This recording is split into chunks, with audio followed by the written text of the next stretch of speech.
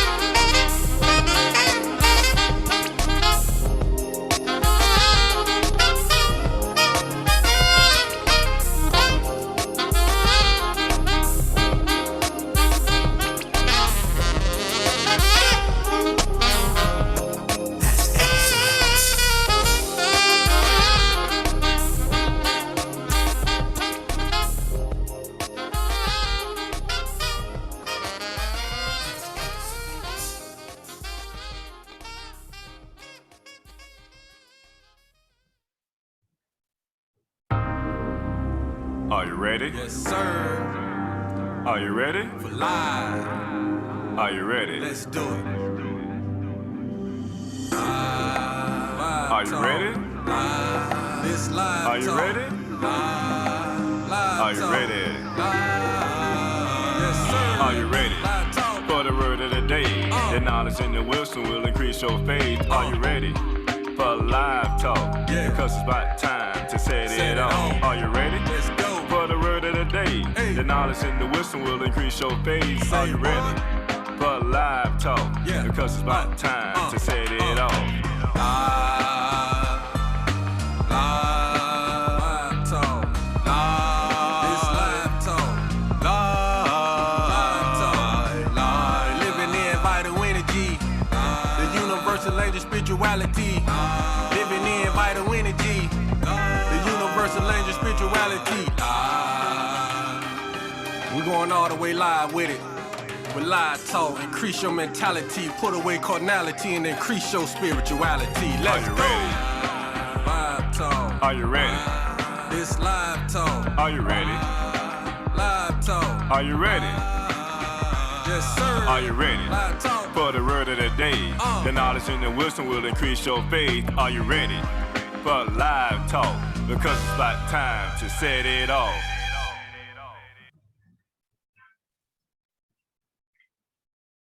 All right, greetings, shalom, and welcome to Live Talk. I'm your host, Arthur Jeremiah, alongside my two co-hosts, Minister Samuel. Welcome again to Live Talk. All right, can I get a sound check, brother Shubaya? the ambassador. How's everyone? We're having a little trouble in the background. Yeah, there's some technical stuff going on. All right, so family, we're not in the studio today. Reasons for that is we do have a couple of brothers that may have a little bug, and so we don't want to share nothing. So we decided to remotely log in. I hope that this be a program that we all can receive, though, at the same time. I know we're having a little challenges as far as the audio from our dear brother, Shubaya. But we'll work it all out. We all on one accord. So again, family, this is part 3 of Maleness versus Manhood. Today we're going to talk about men health. So it should be an interesting topic today. I'm excited to get into it, but right before we get into that, I'm going to give you just a brief rundown of the show today. First, we'll have the minister open us up with a word of the day. Next, we'll get into the main topic of today. And after that, we'll go into a small break and come back with the ambassador's thoughts of the day, or thoughts in society. And then we'll have the author's book of the day. So, with no further ado, we get right into the minister's word of the day. Minister, what's the word of the day? And actually, the word of the day is going to be health. Right in line with our subject. And under health, health is defined as, or it refers to a state of complete emotional and physical well-being. Good health is central to handling stress and living a longer and more active life. Now, one of my favorite sayings is that your first wealth is your health. So without your health, you have no wealth. And I'm gonna leave it there to go into our class for the day. All right. So health without, well, wealth without health is no wealth. Basically. Exactly. I hear you, because you know, we oftentimes, you know, we see people that, you know, bust their behind, working all these different hours, you know, making all this money. But when you gonna have the time to spend that money? And then when you get to a certain age where you're retiring, now you might not be in the best condition because you missed out on doctor's appointments. You probably could have caught that diagnosis for, you know, prostate, colon cancer, but you didn't because you were too busy. So, you know, you have to take health very seriously. So great word of the day. And we're going to get a little bit more into that, y'all. The minister always opens us up with that. And so today's question, because like I said, this is Maleness versus Manhood, part 3, and we're dealing with men's health. So today, we're going to start off today by asking a question: is being healthy a quality of a true man? Or I'm going to say it in this way: what does the ideal of health mean to you? And I'm just going to share something from, you know, I have a herbal Bible, and I was browsing through it, and it was a statement that popped out to me.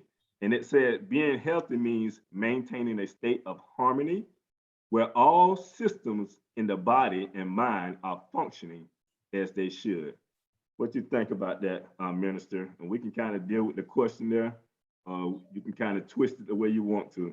Oh, yes, it's like you said a lot. And the body and the mind needs to be in harmony. And like our question is being healthy a part of manhood. Look at the scenario of if you were not in a position to get up and walk, or even if you could walk, you had trouble walking. Or, you know, we take for granted little simple things like being able to pick up a glass and take a sip of water.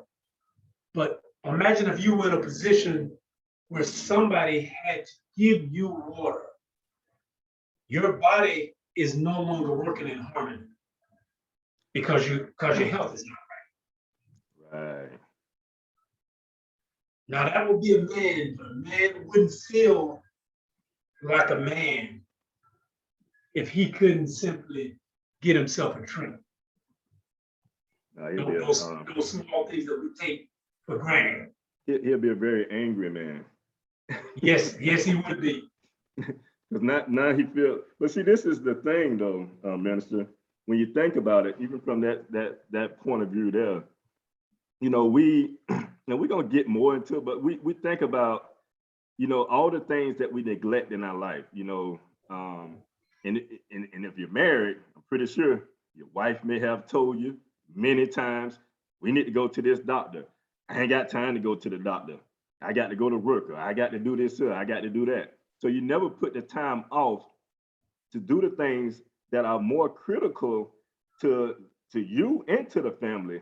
And that's checking on your health to make sure that you're in good health. Because if you're not around to be that support system, because as men, we try to we build everything off of supporting our family. You know, that's our ideal of a man.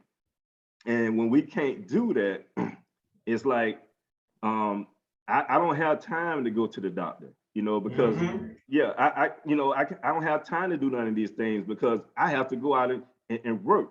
And they gave me some overtime, so I need to work this overtime. So what you think about that? Exactly. Too busy to deal with health. Like, yeah, you working and you're making the money, but you won't take the time to check your health. And it's very important to go have a doctor, preferably your own personal doctor that you can talk to about your situation. You made a good example. I have a friend of mine he's a classmate. We've known each other for years. We graduated high school together, going far back as junior high. He had a good job, what we would call a good job, full health benefits. And I spoke to him last year. He had, and I'm not going to call his name because I don't call him out, but he's a real person, someone close to me, had never used it and had a issue because he's so busy working. And because, especially with Black men, we get used to it. If there's a little something, we nudge it off, or we say, you get used to it. So now your body gets accustomed to that little thing being off. And now that little thing off becomes normal. It's not normal, but you condition yourself to thinking that's normal. And he went and found out that his capacity in his lungs were down to like less than 50%. Yet he would get up and go to work at 6 a.m. in the morning and be out till 8, 9 o'clock at night. He got conditioned to push himself like that. And when he finally had to listen to his wife and force him to go to the doctor about a small issue, they found a bigger issue. Fortunately, he had insurance to cover it, but he had to make serious lifestyle changes because he was too busy making money, too busy being the man to slow down and go have a conversation about how he felt. Yeah, and that's something serious. You know, when you think and I think, you know, being healthy, and kind of talked about it from the point of what I read from the Herbal Bible. And let me just say for our family members that's on, if you do want to chime in on this conversation, you can always unmute, and we can recognize you that way. If you're calling in, you can hit *6. If you're on Facebook, we can also see your comments as well. But when most men think about health, it's normally from a physical point of view. You know, how strong one can be, his ability to endure. But as we're talking right now, we're seeing that health is a lot more than that, you know. And I'm just going to give a brief definition of health. and we're gonna kind of talk about this here, and I'm gonna probably share something from one of the books that I'm gonna share later on. You know, health is defined as the general condition of a body and mind, the healthy state of well-being, the healthy state of well-being free from disease. Now, the new Life Challenge Dictionary is it talks about disease, and it has the disease defined as an effort of nature to free the system from conditions that result from a violation of the laws of health. You know, I like to say the laws of the Most High, you know, Yahweh, when it comes to health. You know, we violate those laws. We go against every law, but we tend to think that because of, you know, our strength and us being able to pick up something, you know, whether you're a laborer or whatever you may be, that we're in good health, you know, as far as the strength goes. And it's far from the truth, because that's more of a deception, because most men, when it comes to a man's health, we think about a number of things. You know, we think about rest, right? Getting the right rest or sleep. We think about exercise, you know. So when you look up the word, even looking up the word disease, you know, it's kind of broken down in like two words, dis-ease. This means to show disrespect for, insult, to express strong disapproval of, you know, to condemn. So when your immune system is attacked by a virus, the results of how you feel, you know, that's your body expressing a strong disapproval for whatever that virus is. And a lot of times, like you alluded to, Minister, you know, we'll feel some type of pain. We'll, you know, something will come on to us, but we accept it for what it is. We deal with it. It becomes a norm in our life. And years from now, hego ailment that, you know, some type of ailment that you didn't suffer from, and then now it's going to cost you your life. Yeah, that's very key. Like oftentimes, like we said, a good man. And a lot of times we use good because we know we're talking about wellness versus manhood, but we put good on that prefix just to clarify. Like if a man is a robber, or if he's beating people up, or if he's a thief and he's a liar, we know that's not the type of man we talking about. That's not a good man. Right. So when it comes to health, you need to be in good health to be a good man.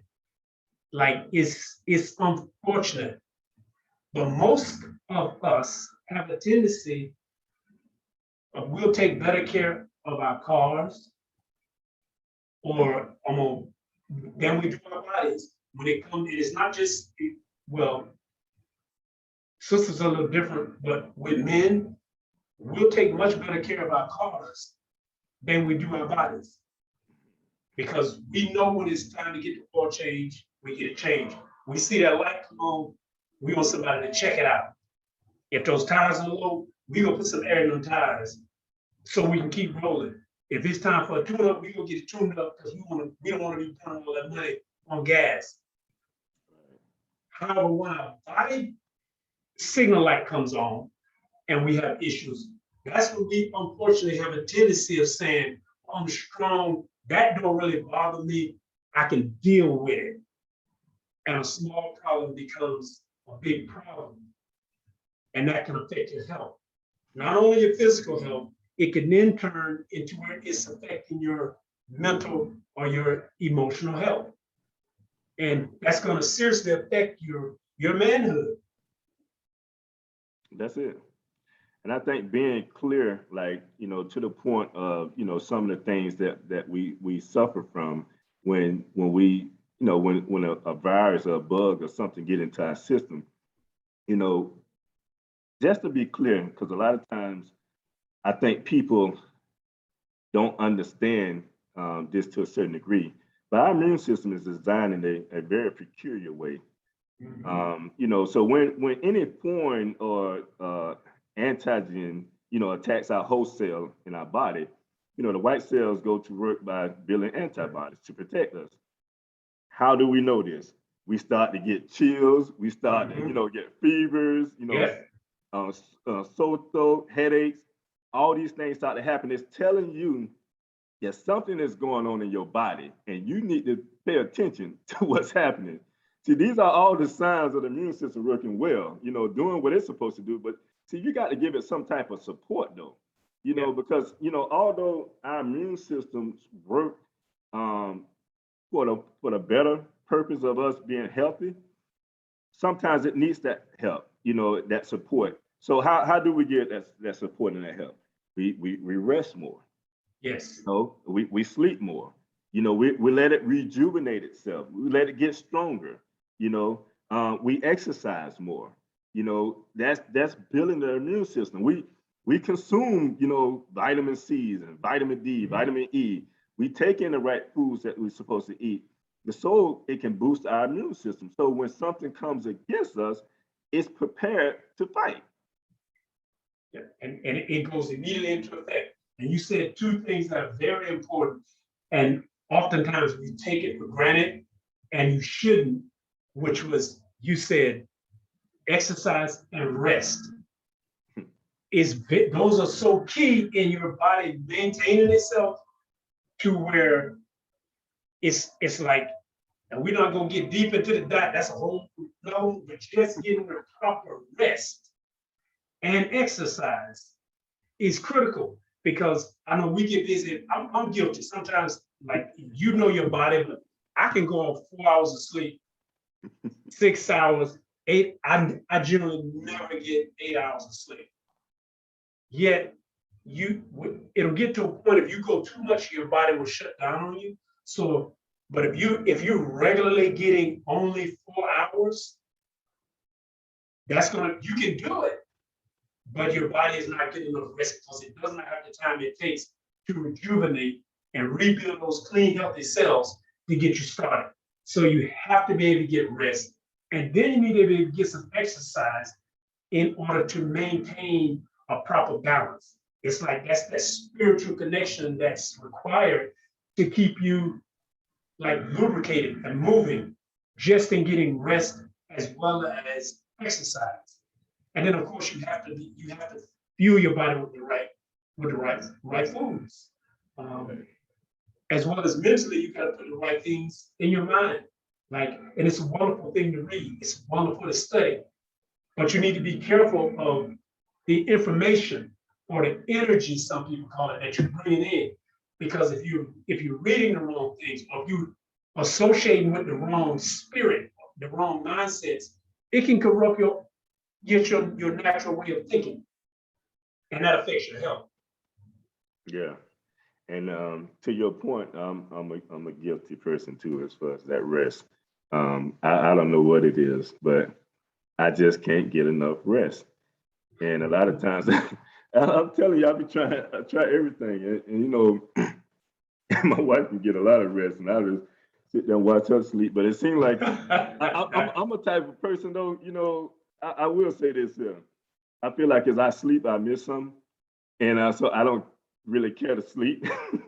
Because to me, it's just so much work to be done. But the thing is, you have to get that rest, because that's how the Most High. That's how He always speaks to you when you get that rest. Now all your senses are open. You're able to receive whatever He's trying to give you. But when you're tired all the time, it's really stressful, because now think about it. You ain't getting the sleep that you're supposed to be getting. You got to go to work tomorrow. You got to think about some things at work that you have to do. Your mind ain't as clear as it needs to be there. You know what I'm saying? So now you're unproductive at work.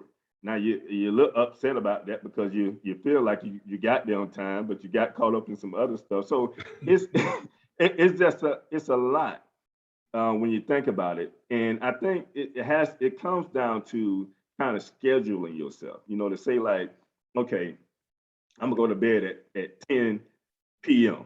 I'm not going to sleep no later than 10 p.m. That way you know that you're gonna get you enough sleep. Now my issue is, and I don't know, this may be your issue, I go to bed at 10 p.m. I'm waking up at 3 a.m. in the morning, and then I don't go back to sleep until 6 a.m.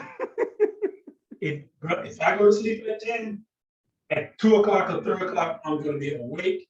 I gotta get at my desk and start working because I can't sleep until 6 or 7, and then I might start getting sleepy. And see, this is a conversation we need to have because we both know better. What about those who are not conscious? We've been taught it's always, there's not enough hours in the day. So what we've learned to do is we're gonna steal some more hours out of the night. We're gonna take hours away from when we should be resting, and we're gonna put them into our workday so we can get more done and be what we think is more productive. But as you say, if your mind is not sharp, you might do good the first 4 hours of the day. But when you're not rested by around that 4th or 5th hour, those synapses in your brain, they're not jumping from, they see normally they cross all the way across the river and they work fine. But when you're not getting enough rest, they start falling short. And it's like, now you upset. I knew I had this together. Why couldn't I get it together? Because you didn't have enough rest. And now your brain is not functioning at optimum efficiency. And it comes from a lack of rest. Proper rest. I tell you, I try to trick myself sometimes. So I'm gonna go to sleep at 12 or 1 o'clock. Maybe I get enough sleep. I get up on time. I'll be rested. Now sometimes that works, but not all the time. Because you mess around and go to sleep at 1 a.m. You wake up at 5 a.m. because you got to take your son to school. Now that becomes the problem. Yeah, and it's this like you really have to schedule it. I've gotten to it. I'm bad. Like if I get 6 hours of sleep a night, I'm doing good. I have to get better. You have to admit I have to get better because I shouldn't say I only need 6 hours. I can get by on 5. I can function on 5, but that's not healthy. And we have to stop doing that. It's like, what is it that we can't program ourselves that if your body requires 7 hours, 8 hours, you need to be able to get more rest. Because when you go all week, if you only get 5 hours of rest, that's 25 hours in a week. And you may have put in a lot of hours, but your body has not had the time to rest and heal. It's a system of after you eat. The reason they call it fasting. People say breakfast, you breaking your fast. After you eat that last meal, which should be supper, like early evening, which should be early, like 5, 6 p.m. And then you're supposed to rest, which gives your body time to digest the food. It gives your cells time to regenerate. Those cells that we killed during the day, working, need to be rebuilt.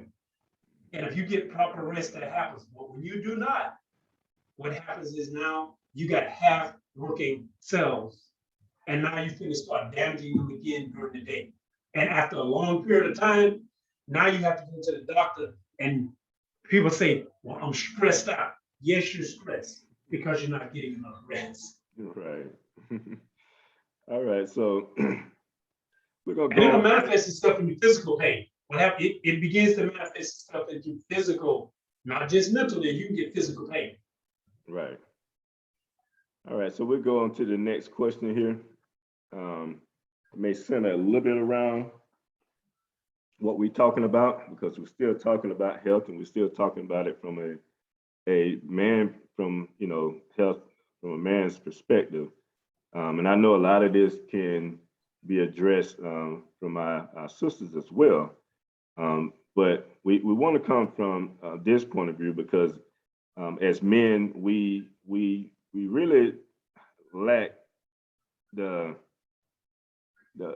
proper channel of really trying to get ourselves on a right track when it comes to health. And I think we need to be a little bit more conscious of that.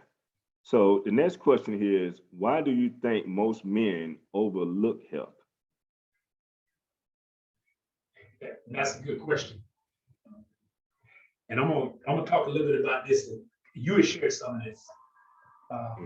And you may come back with, and especially and we talk about Black men specifically, we have a tendency of, we don't trust doctors.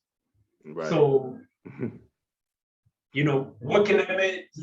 I really don't trust him. So why should I go to him about something that don't really, if I don't see it or don't really feel it, why should I go spend money and time there?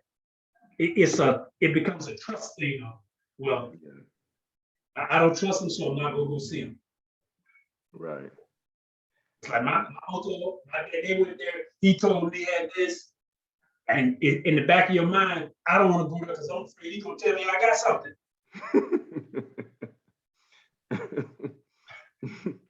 And I agree with that.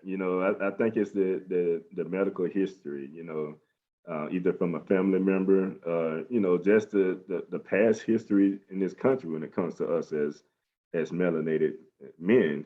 We have seen some of the things that have been done to some of us in the past, and we have been very skeptical about medical systems, especially when it comes to surgeries and things of that nature. Oh yeah.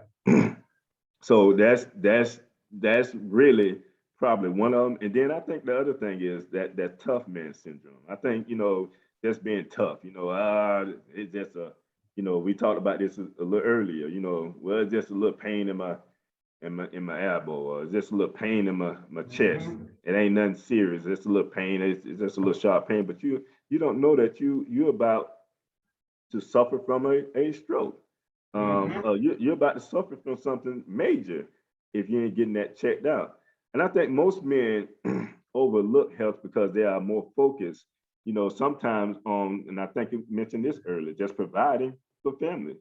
To them, going to the doctor is a waste of time, meaning some men may work countless hours with little to no rest, no exercise, lack of checkups.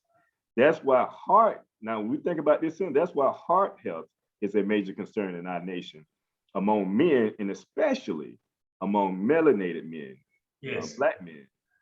In fact, and I'm just going to read something, I'm going to share something from the American Heart Association pertaining to it.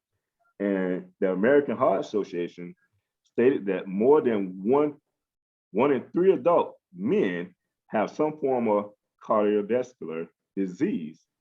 Now, we're talking about men in general now. We're just not talking about one race.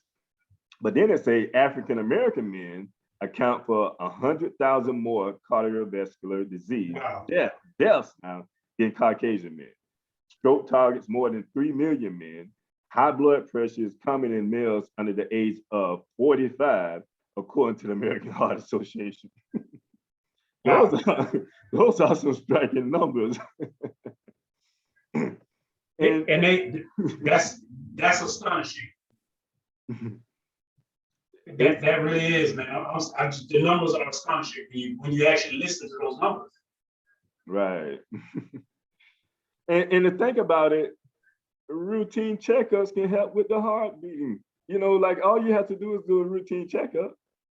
How often do we just look over that? Once a year. Going once a year. But it becomes too tedious once a year. But you have 52 weeks out of the year that you do everything, but you can't spend 1 week to go say, hey, just check it out. Because heart attack diseases, it's horrible. And a lot of it's tied to diet, but it's also lifestyle. But if you find out early enough, these things are actually treatable. We're fortunate, we live in an age where modern medicine and lifestyle can change all kinds of things that, for example, like a lot of our fathers, I know they had a distrust of the system, but now we have Black doctors that you can go to. Yet we want to avail ourselves of them, and they can tell us real simple things from just going to get a checkup. Right. Now, another study here, it said, according to the American Lung Association, each year men are diagnosed with and develop lung cancer in the years past. And then it says again, African American men have a higher risk of dying from disease compared to other racial or ethnic groups. That's again something that's shocking. And I think and even to that point, and I think a lot of that data come from us just not going to the doctor, just not getting checkups, having those concerns about going to the doctor, you know. And like you say, maybe if we had more black doctors, maybe more black men, more melanated men would go to that doctor, you know. And They feel more comfortable with that. and and, and to know like with the heart diseases and high blood pressure, which is we have America has all those problems. Unfortunately, with African Americans, it's always higher. And we have been kind of conditioned. What we like to say, and I've heard people say it over again, and it's not true. Well, in some cases it's true, but in most cases it's not. They'll say that it's genetics. Like when my father had this, my mom had that. So I have the same thing. Now there are certain genetic deficiencies that you have that you can pass on from like parent to child. But most of the things like the heart health and the high blood pressure, those are not hereditary. Those are actually lifestyle choices. See, because and people don't want to admit it, and we have to be honest. If your father was a heavy smoker and a heavy drinker, ate a lot of fried foods, not a lot of fresh fruits and vegetables, didn't get much exercise, he's going to be a certain way. And if you live the same way, you're going to have those same health conditions. That's not hereditary. That's called lifestyle. And you can change those. But we use that as an excuse because we don't want to change our lifestyle. And we want to be and do the same things. So we suffer from the same illnesses and ailnesses. But most of those are preventable. All the ones that you mentioned, 90% of those could have been treated by lifestyle and or diet. And that's to your point. That's so true. Because when I even think about, you know, when you go to the doctor, like you say, they would say, "Do this run in the family, this run in the family." It's like, okay, if my mom had diabetes or she had heart disease, she got a lot of that from the drinking that she did early on in her life. You know, her you know, had bad lungs or whatever the case may be. Lung disease she had as well. Well, that came from something she did early on in her life. Right. Now, if I followed that path, in most cases, I guess their theory is if they was doing it, they also, you know, put you in a path to do the same thing. When I went to, this what made me change my diet. And I was vegetarian before becoming vegan. But being vegetarian had a real sweet tooth. You know, I always, you know, I wanted me something sweet. And it got to the point going to get a checkup though. I'm on my checkups though. You got to stay on your checkups. So on my checkup, the doctor said, "You're pre-diabetic." No. They didn't say I was pre-diabetic. They said you're on the borderline of becoming pre-diabetic. So I said, okay. So you know, the doctor was like, well, you don't need no medicine or anything like that. I said, well, I don't want your medicine anyway, doc. All I wanted you to do is tell me what I needed to do because see, I already got the formula to cure me. You know, that's already given to me. Yeah. So all I ask you for is to make sure that you check my blood, make sure whatever deficiencies I have, let me know so I can go and correct it. And that's when I turned vegan and I came back and all my everything, you know, everything that, you know, she checked before, she was stung. She was like, wow. So what you did? I said, I just corrected the issue. And she, you know, I kind of told her that I kind of went vegan. But the thing is, you know, we can change our lifestyle. You know, we don't have to fall into this thought process, a mind process that, oh, if my mom was diabetic, you know, or my dad was diabetic, then I'm gonna be diabetic. So now your mindset or your frame is I'm gonna be, you know, I'm gonna have some type of suffer from some type of disease, you know, because someone else did. But you eating the same sweet potato pies, packed with that sugar, and you getting them greens, and you pack it with fat. If you continue to do the same thing they did, yes, you will have the same illness. Same results. but if you change, that is not it. Because there are some that you predisposed to, but most of them, like you said, you certainly are not. Now, like, had you continued on that path, the next step, and here's what's unfortunate, because yes, you should go to your doctor, but you have to know better.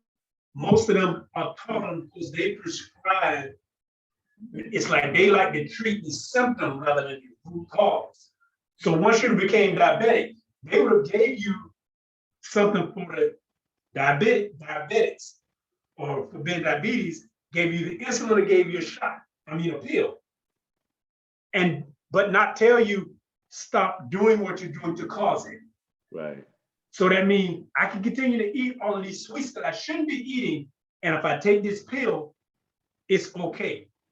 And therein lies the problem, because we have to make a choice of, do I want to keep eating or living that way, or do I want to take the pill? Most people now opt to take the pill and continue to eat wrong or live wrong, and then they still have the same problem. The pill just masks the symptom, but it don't stop the root cause, and it continues to destroy your body, destroy your health. And you said some very important there, because every commercial, when you if you're watching TV, when it talks about, if you're suffering from this or suffering from that, take this or take that. And I'll forget the name of the drug, but it's supposed to be for HIV. and it's a very popular commercial. It's supposed to be something that, I guess, to control HIV. But one of the things that the announcer said in there, he said, if you how did he say it? He said, keep doing what you do. And I'm saying to myself, like, okay, they call HIV. Why would you tell them to keep doing what they do? Because you came up with a medicine for them. Obviously, if they called a disease, they were doing something wrong. So why would you encourage somebody to continue to do what they do? Rather than stop what you do so it doesn't become an issue. And see, unfortunately, and we said it, and I gotta say it really clear. We need to go see our doctors, because they can definitely be helpful. Yet the medical industry has taught even doctors to push medicine because it's about profit. Right. But if you listen to your doctor, he can tell you the right information. Then you can make the choice of changing, or if you don't change, now see, because what good would a doctor be if you coming in, you got high blood pressure, you're through the roof. He know you're not finna exercise. He know you're not finna change your diet. He need to put you on medication so you don't die. Right. But if you don't choose to change the way you're eating or to change the way you're drinking, you have to take the pill, because the next alternative is that you finna check out early. Right. So the doctors are not at fault. What they're doing is what the industry tells them. Now, holistic doctors will give you a whole holistic approach.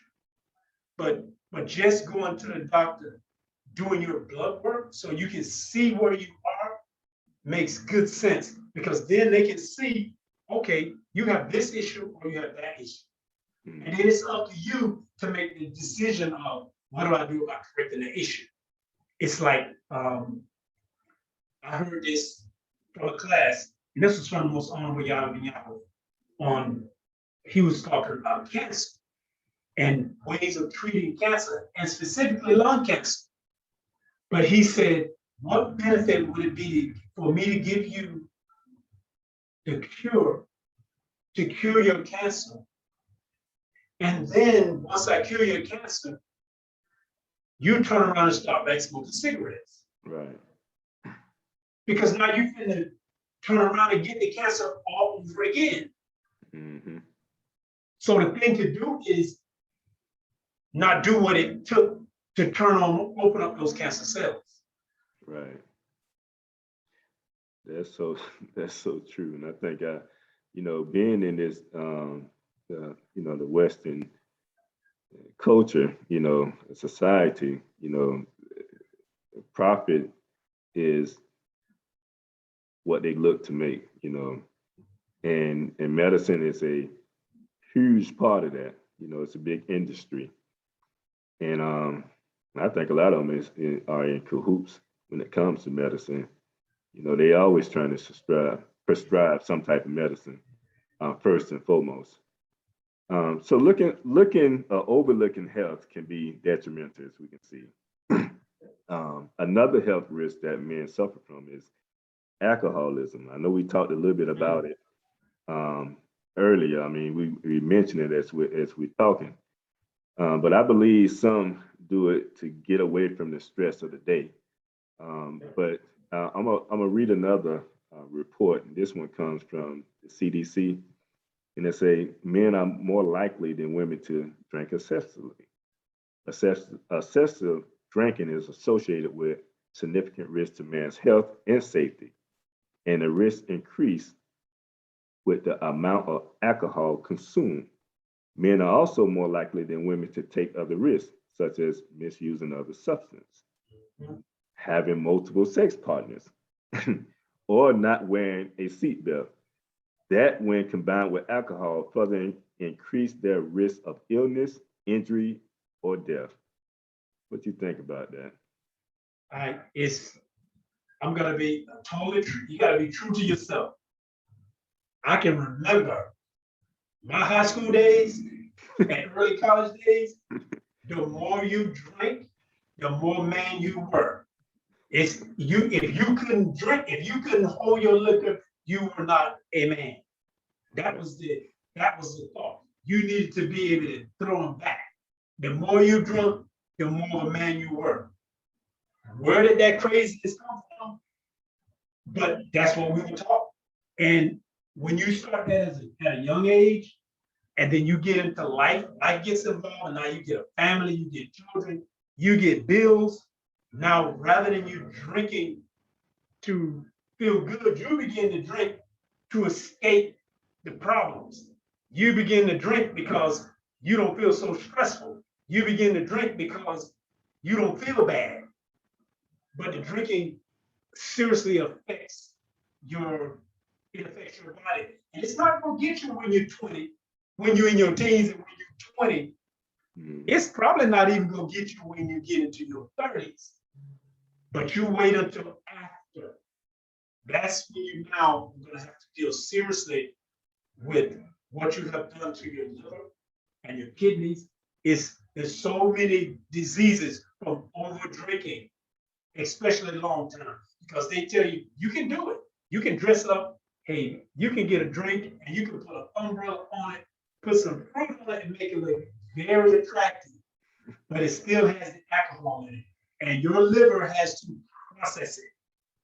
And after a period of time, when your liver is not able to, what your liver does is it cleans your blood so that you can be healthy. But when your liver stops being able to clean your blood, it creates all kinds of illnesses and sicknesses and toxins in your body, and all different types of diseases will come from you just from your overindulgence in drinking. And like you say, men do it worse because we almost thought that was almost like a rite of passage. Right. And I think, men, when it comes to that, when you take away that, the consciousness of self, because when you allow alcohol to kind of take over, that's that mental side as well. And like the study was saying, it leads to, doing certain things that you may not do when you're in a conscious state of mind, having a multiple sex partners, or, we hear all the time where someone got into an accident and may have flew out the window because they didn't have a seatbelt on. Just some of the small things, that normally take place. But one other thing, it says alcohol is associated with injury, violence, and other harm. It says men have higher rates of alcohol-related hospitalization than women. Nearly 3/4 of deaths from excess drinking are among males, totaling about 68,000 deaths each year in the U.S. So it goes on to mention even other things. Among drivers and fatal motor vehicle traffic crashes, men are 50% more likely to have been intoxicated. Excessive alcohol consumption increases aggression and may increase the risk of physical assaulting another person. We see that in what, road rages and stuff? all the time. Right.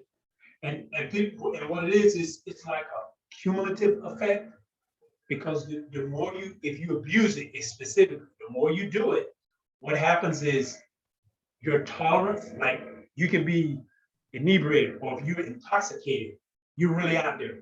But it gets to the point, you don't have to be fully intoxicated. It only takes a little, or you've not totally come down, so your sense of judgment now becomes a little slurred, and it's easily to get you angry. It's Yeah. easy for you to get agitated, because you're now at a point of, you can break out in rage when under normal circumstances, that wouldn't have made you that upset. But that indulgence has now lessened your senses to the word, you're now more receptive to criminal activity, like you say, violence. And if you're inebriated, multiple sex partners, and now your judgment not coming in. And if you don't remember who you slept with, now you need to go to the doctor to find out what you may have gotten. And that can all come from overindulgence in alcohol. Yeah. And I think another thing too, and it mentions this in there too, is that alcohol is a key risk factor for sexual violence, penetration. And when you think about that, rape, sexual assault, when it comes to men and that type of violence, I think that's a major concern among men when it comes to alcoholism and any substance, when it talks about drugs. I think it can impair you in that way as well. So that's, and then also it said drinking alcohol. Your conscious level now, it's like you go across the lines of what's normal. You do things Right. that if you weren't intoxicated, you wouldn't do. But Right. you don't hear no, you don't see what you're doing is wrong, because you're not in the right frame of mind. The alcohol makes you think it's okay, Right. and you justify it. Yeah, right. By saying she came to the room, it's like, well, she didn't say yes. Yeah, we went to, you were on a date, but your date wasn't supposed to go that far. Right. But your maleness, your strength, and you being intoxicated made you think that it was okay. And then you may wake up the next morning and find yourself with charges and in prison for the next 15 to 20 years. Right. And then another thing is, say drinking alcohol also increases the risk of prostate cancer. We talked about this a little bit, when it deals with your prostate. And that goes hand in hand with bad diet, bad lifestyle, too much drinking, and bad eating. And prostate is bad. But I'm not looking at the numbers, but among Black men, it is higher. We suffer from prostate cancer more than any other race in America. We suffer more. And unfortunately, that's one most men don't find out, especially if they're not getting regular checkups, until it's too late. When you find out it's at stage 4, stage 5, when now the pain is unbearable, now it's nothing that the doctors can do for you. Right. And see, this what leads to that mental health that we talk about. When you begin to suffer physically, it also deals with the mind. It also bothers the mind, because think about it. If you have a physical illness where you can't do some of the things that you used to do, now it's more of they call it an environmental stress. like well, now you got financial problems or a loss of a loved one or a difficult relationship. All these lead to stress and mental disorder. Yeah. And that's specific because the prostate can be deadly, but even if they catch it, they remove it, especially in a man. Okay, if they can save you, but if they have to remove it, okay, now your manhood is gone. It's not going to function because it needs it. So now mentally, you now have to deal with a whole nother issue on you. You got other issues you're dealing with. Now you got to deal with that physical and emotional stress of dealing with that. Right. And it could have been avoided. Yeah, I agree. I think solution to mental health is grounding yourself spiritually. A man is supposed to be the lead. In most cases, the woman, he's supposed to lead the woman in righteousness, but it's not happening. The woman is leading the man, to church and to the temple, etc. The man is very dormant in the process. You ask him about football or some other sport, he can give you all the stats. But ask him about God, he is clueless. We have to understand that man has a greater purpose than what we have limited man to right now, especially when you think about this culture and society and how we have identified man and not giving man his proper, classification or definition of a man, defining him in a way that he really should be. Because that's the whole purpose of this particular conversation was maleness versus manhood. See, right. That's what males do, but that's not what men are supposed to do. Men will have these issues, but just being male creates all of these various issues that could be solved, but maleness won't solve. Manhood will solve. Maleness won't solve. All right, so we're getting to the part where we're going to take a quick break. Before we go into that, I just want to point out a couple of things when it comes to like the principle of diseases. And matter of fact, what I'm gonna do, I come back and I open that up when we come into author reading of the day.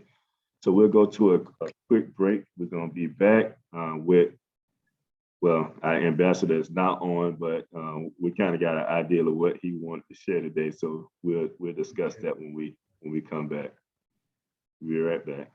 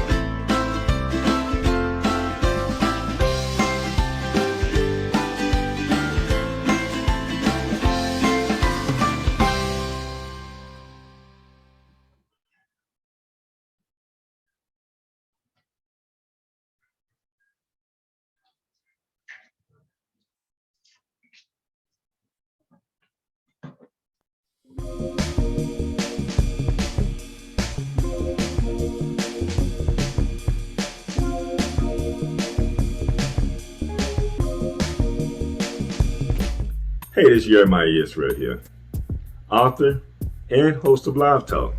Just to ask you a question, Have you purchased the new book, The Spiritual Significance of a Name? If not, why not? The Spiritual Significance of a Name is a book that can really put you on a journey to defining who you are. Have you ever searched for your purpose or wondered about your purpose? Have you ever considered or thought about the names that you may name your children, or even the name that you may have? These are all powerful thoughts that comes across your mind, and it's all given to you through the Most High, because He put us on this earth with a purpose, and you can define your purpose within your name. Pick up the book today. Go to www.yeremiahisrael.com. That's www.yeremiahisrael.com and purchase the book. Purchase the book so you can be on your journey to defining your true purpose.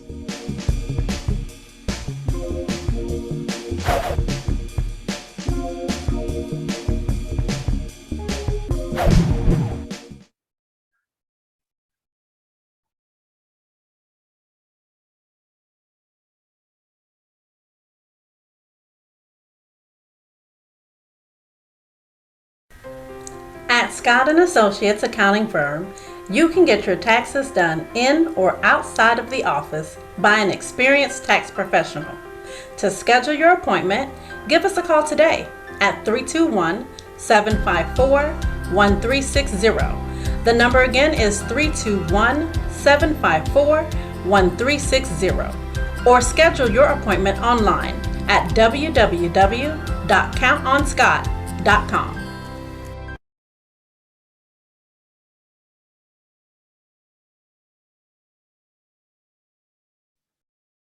All right, welcome back to Live Talk. And our discussion today was we picked up from our last program, Maleness versus Manhood, and this was part 3. And we talked about men health, and that was our discussion for today. Now we're going to get into the ambassador had some thoughts of the day. And we're coming up on the 20th anniversary of 9/11. And I'm going to ask you, Minister, I'm probably chime in as well. During this time, 9/11, that was what, in 2001 when that happened? It's 20 years from, 2001. And what was you around that time? Can you remember? Oh, I can't hear you, sir. You muted. Thank you, sir. All right. Yeah, welcome back. I can remember vividly that day because I can remember working and sitting at a counter, picking up supplies, and they had the actual television screen on, and it was apparently right after the first one, and you could see it. You could see it like the fire in the side of the building, and the people inside were kind of freaking out. Someone kind of freaking out. George Bush is this. He should have did that. Why is he doing? It was a little bit unbelievable at first because I'm like, are they really? Is that a trick? What they showing on that screen? Because it was hard to believe because before we left, the second one hit, and it was like, wow, there's something really going on. Being grounded, I don't get shaken by a lot, but that was like, okay, that's serious. That's really some stuff going on. But I do remember vividly because I was sitting there and watched it because they were filming it, and I could see this second one literally crash into that building before I left. Yeah, I remember, and I think I was working at the Tupperware Center. You know what the Tupperware Center is? Yes, sir. And people was running around, and they was, panicky and all this and stuff here. It was just, and I didn't know what was going on. And people said, hey, they crying because they don't know if their loved ones was affected, etc. You know, me personally, I didn't have anybody that was there in New York around that area that was a close family member. So it didn't affect me the way it may have affected many others. But I seen you know, the stress in many of their eyes, and I seen you know, tears and, you know, all these type of things that, you know, people was going through, the emotions that people was going through. And but like I say, it didn't affect me to a degree, and I didn't understand what was going on, you know, truly. But I guess it's a time in history that it kind of affect, you know, mankind, you know, especially in this country, all races, because I guess there was, you know, black folks there, was, you know, white folks, and there's a lot of Latino people there. So it really affect, you know, all, you know, nationalities that was a part of that here in, you know, in America.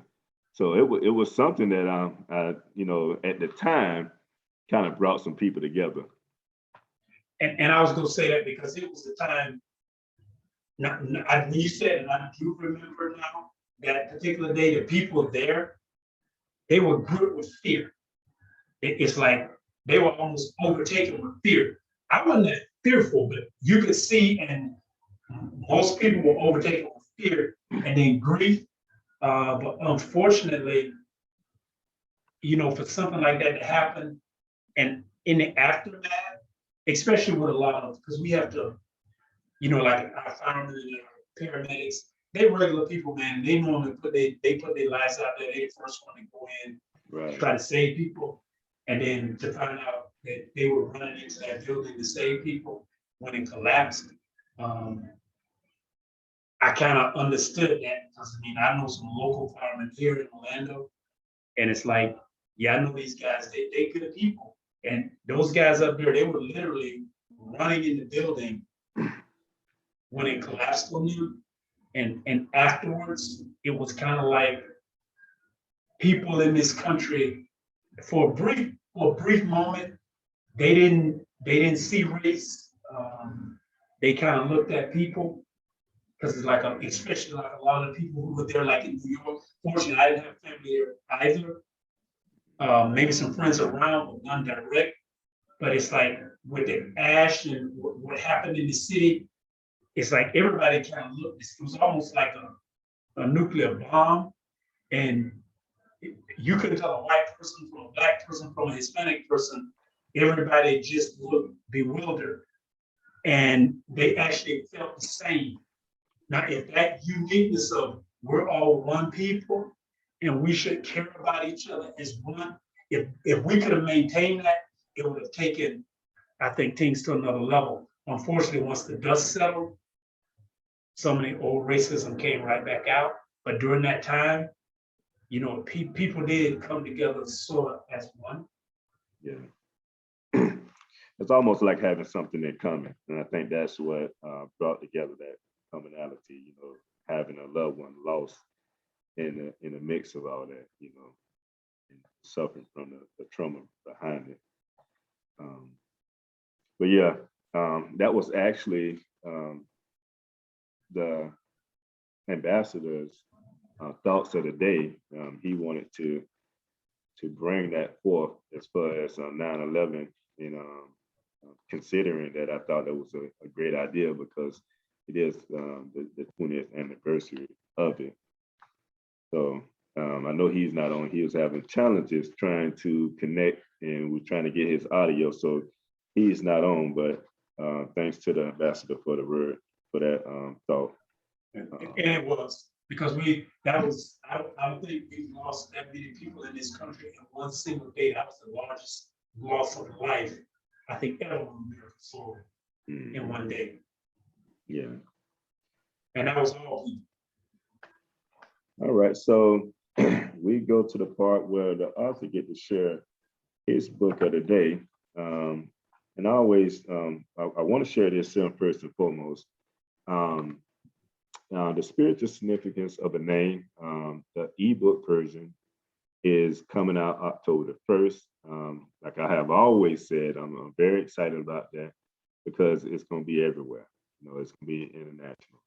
So that's a great thing. I'm going to be putting out some advertisement about that and promoting that. I do want to support each and every one of you that's under the sound of my voice and those that may be listening on Facebook, etc. Look out and look out for that, and please do show your support for that. But because of what we're talking about today, we're talking about health. The book that I'm reading now, that I'm coming from, is Healthy Self, and it's by Rico Hill and Jared Thurmond. Actually, this is the book here. Thank you, sir. Now, inside of this book, it talks about the New Life Challenge, or say the New Life. But it breaks it down like an acronym when it talks about the new life. The word "the" T stands for trust more, stress less. The A stands for have refreshing rest. The E stands for enjoy sunshine. And then it has new. The N stands for nutrition. The E, exercise. The W, water. And then with life, it has live temperately, invest time in others, fresh air, which is the F, and then E is educate yourself. So I thought that, to be something very fascinating. And as you go on through the book and start to read more about it, it talks about the principles of disease. And I want to share this because I want to leave this with us as we talk about men's health. It says too much unmanaged stress causes constant release of the stress hormone cortisol. Improper sleep or rest limits the natural repair of the system and stresses the body, compromising immunity. Now, we talked about a lot of this today. Too much, too little sunshine. So I say there's still too little sunshine, especially when it comes to us as melanated people. Vitamin D deficiency. A lot of times we would, I done had my doctor tell me that. He took a test of me. He said, you deficient in vitamin D. I'm like, how is I deficient in vitamin D? I said, I got to step that up. So we need our vitamin D, people. The next one here was poor diet or nutrition. It leads to unhealthy weight gain, impure poor circulation, diminished immune function. The next one here is little or no exercise. We talked about this as well. It said it contributes to weight gain, poor circulation, retention of toxins. Toxins. And we talked about that a little today. When we talk about the blood flow, I think you mentioned that, Minister. When the toxins build up and it causes all different types of diseases. The lack of water, I think this is very important, and it's something that I have picked up on more so now than before, especially with the COVID and everything that's going on. But the lack of water causes thick blood, poor circulation, hydration, or vital organs, poor digestion. So you have to drink water. We have to drink water to make sure that our system is flowing the way it should be flowing. And then lastly, here I want to mention is stall mental activity. Learning education is a key component, and it said makes the mind dull. The whole body suffers when you don't take in, like I think you mentioned, Minister, reading more, educating yourself more. You have to stimulate the mind. That's a part of being healthy as well. And with that being said, that's all I have, Minister. Unless we have any other announcement, I give you the floor to sign off. I'll just say again on this show, we're talking manhood versus maleness, and today it's about health. Men, Your first wealth is your health. If you want to be a man, you have to be healthy. So let's work on it. That's it. And I tell you, before I go into the signing off, make sure we have a program next week. Is going to be a hot program. We have the high priest and one of the representatives of the nation of Yahweh, among Israel. He's going to be coming on to the call next week. It's going to be a hot show. He's going to be talking about many different things. So stay tuned, be glued in. It's really going to be a hot show. So make sure you tell somebody, tell a friend, let everybody know, because it's going to be a hot show next week.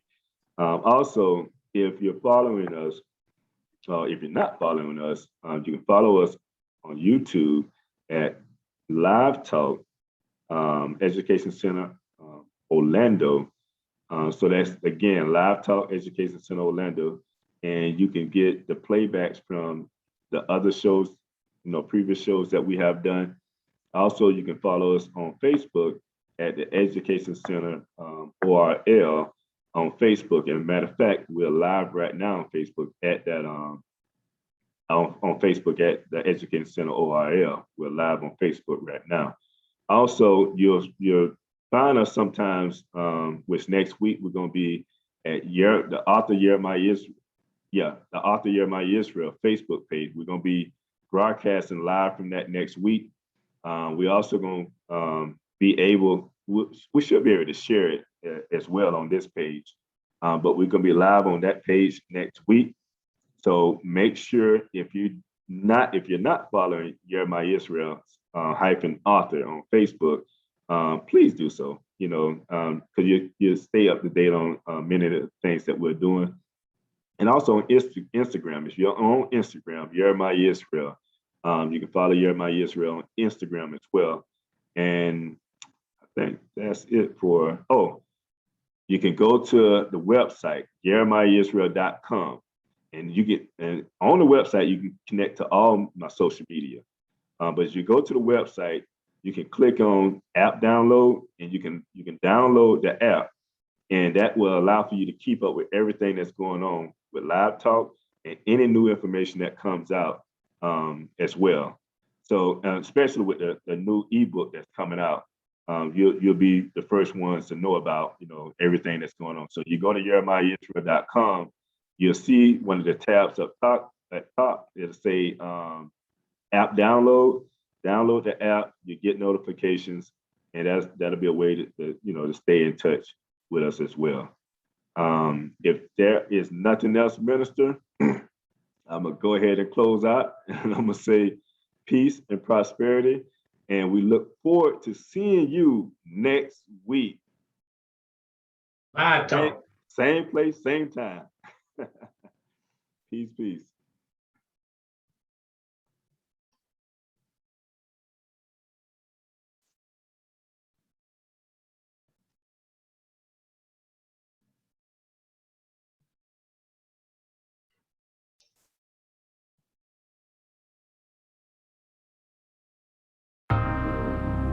Are you ready? Yes, sir. Are you ready? For live. Are you ready? Let's do it. Are you ready? This live. Are you talk. ready? Live Are you talk. ready? Yes, sir. Are you ready? Live talk. For the word of the day, the knowledge and the wisdom will increase your faith. Are you ready for live talk? Yeah. Because it's about time to set it off. Are you ready? Let's go. For the word of the day, the knowledge and the wisdom will increase your faith. Are you ready for live talk? Yeah. Because it's about time to set it off. Live talk. This live talk. Live talk. Living in vital energy. The universal language spirituality. Living in vital energy. The universal language spirituality. We're going all the way live with it. with live talk. Increase your mentality, put away carnality, and increase your spirituality. Let's go. Live talk. Are you ready? This live talk. Are you ready? Live talk. Are you ready? Yes, sir. Are you ready? Live talk. For the word of the day, the knowledge and the wisdom will increase your faith. Are you ready for live talk? Because it's about time to set it off.